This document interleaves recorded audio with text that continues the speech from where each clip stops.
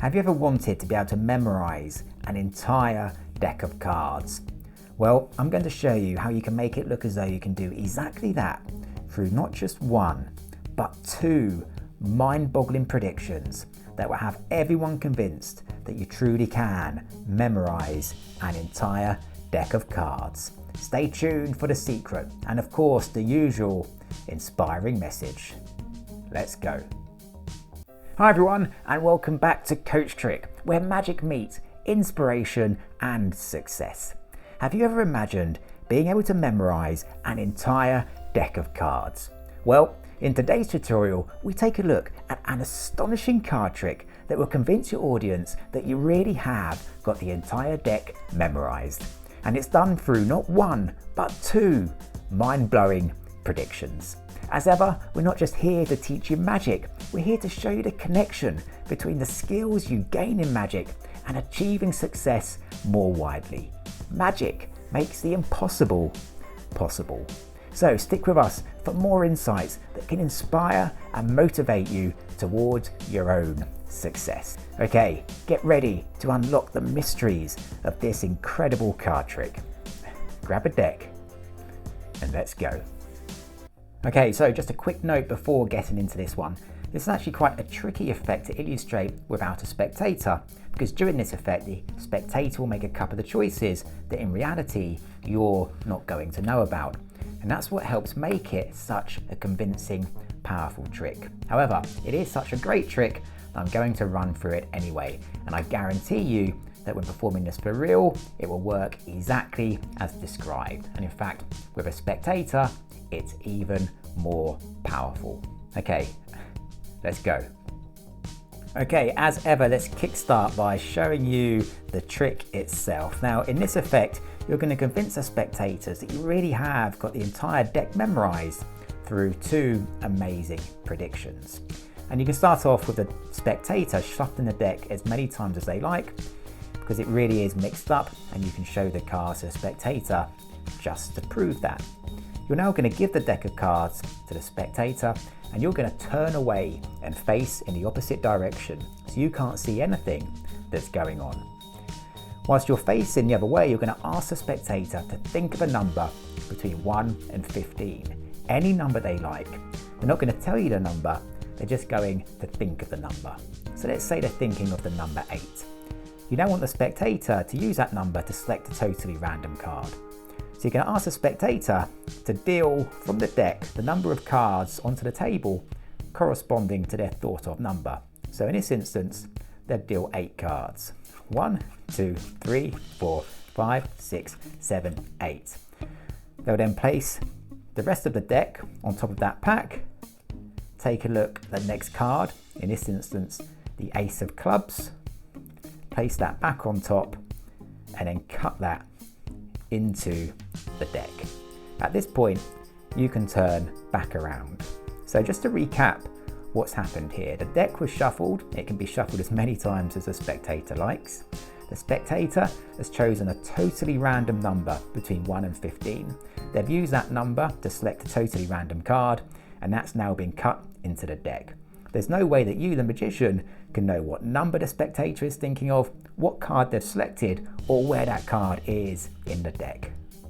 You're now going to take this deck and have a look through it with a view to memorizing every single card, just like this.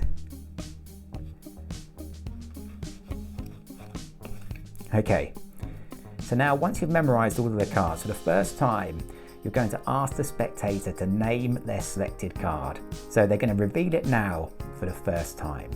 So they'll reveal that they selected, in this instance, the Ace of Clubs.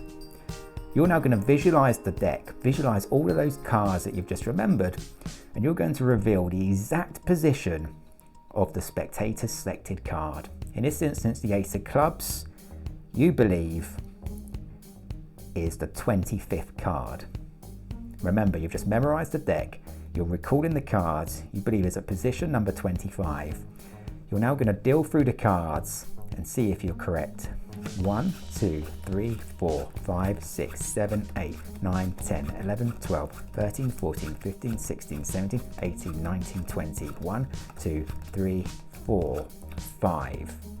Are you correct? Right there, the ace of clubs, the spectator's selected card. Now, that's one miracle, but now for another miracle. The spectator has just named the selected card. You've just predicted the exact location of it. You're now, for the first time, going to ask the spectator to reveal the secret number they were thinking of. Remember, in this instance, it was the number 8. They haven't revealed this before. This is the first time you'll get to know that number. So they'll reveal that they were thinking of the number 8. Once again, you're going to visualize the deck and the order of the cards that you've remembered. And you're going to predict that if you deal 8 cards, the next card will be the 7 of diamonds. Remember, this is a totally randomly thought of number by the spectator. The number 8. If I deal 8 cards, the next card, the 7 of diamonds. Let's see. 1, 2, 3, 4, 5, 6, 7, 8. The next card, the 7 of diamonds. This is a brilliant trick. It's 2 effects in one, and it will surely convince the spectator that you really did memorize that deck of cards. And best of all, it's super easy to perform. And now I'll show you exactly how it works. Okay, so now for the secret to this amazing effect, which really will have the audience convinced that you can memorize a deck of cards. And best of all, this is pretty much self-working, so super easy to perform. And you really can start off by asking the spectator to shuffle the deck as many times as they like. It really doesn't matter that the cards are all mixed up. And that's what makes this super powerful. But here's the secret. In the act of showing that all the cards are mixed up, you're secretly going to remember just 2 cards.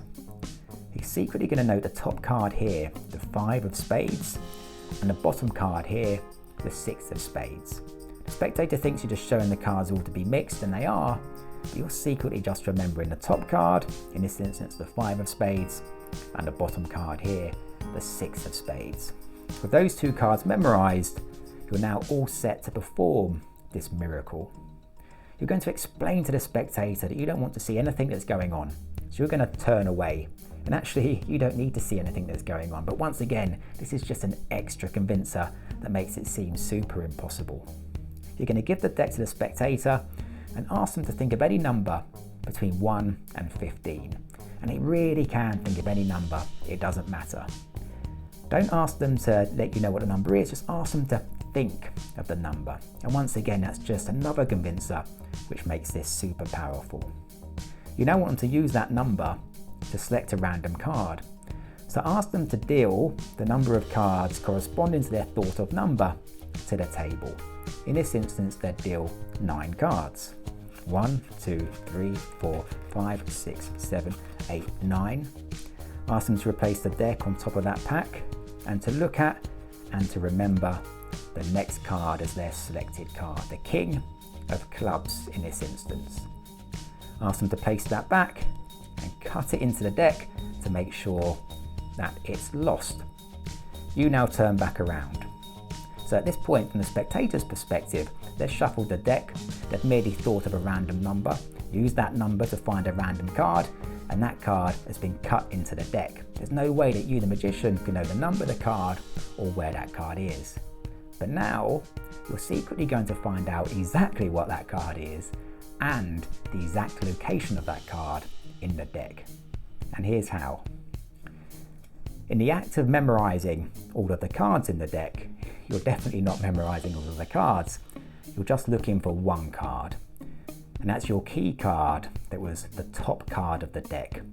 Remember, in this instance, the top card was the 5 of spades. Once you've found your key card, the 5 of spades, to the right of that card will be the spectator's selected card.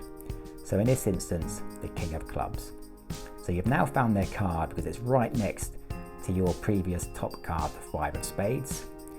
All you need to do now is just count how many cards the King of Clubs is, the spectator's card, from the top of the deck. And you're secretly going to do that in the act of memorizing all of the cards. So secretly count how many cards from the top the king of clubs is. I'll count aloud just so we can follow along. 1, 2, 3, 4, 5, 6, 7, 8, 9, 10, 11, 12, 13, 14, 15, 16, 17, 18, 19, 20, 21, 22. So the spectator thinks you just memorized all of the cards, but actually you've just located the spectator's card and you now know its exact position in the deck. You know that it's the 22nd card down. But the spectator doesn't know that you know that. So you're just going to ask the spectator to reveal their card. They'll say it's the king of clubs.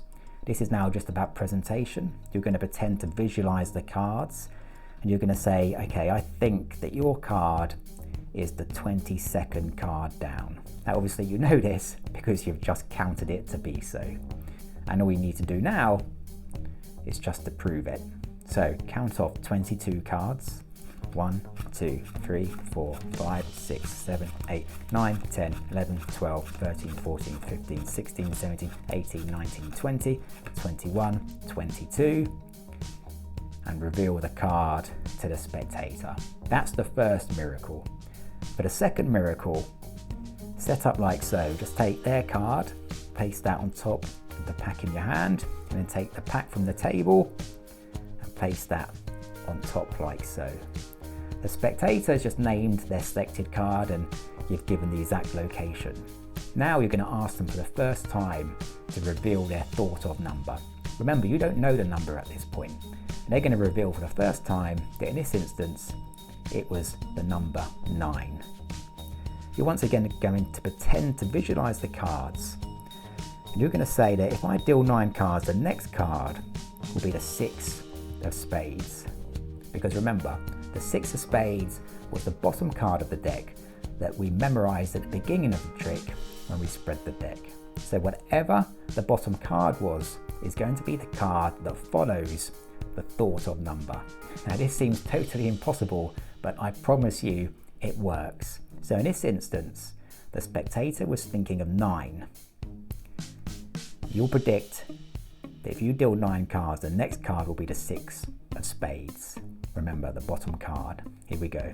1, 2, 3, 4, 5, 6, 7, 8, 9. The next card, the 6 of spades. And you can obviously show all the cards to be different. This is a remarkable effect. It's self-working, super easy to perform, but it contains 2 miracles in one. All from a shuffled deck, from a totally randomly thought of number, from a random card lost in the deck, you perform the impossible. Practice this one, go out there, perform it, but most of all, have fun. And there you have it, an incredible card trick that makes it look as though you've got the entire deck memorized. I hope you've enjoyed learning this mesmerizing feat of magic.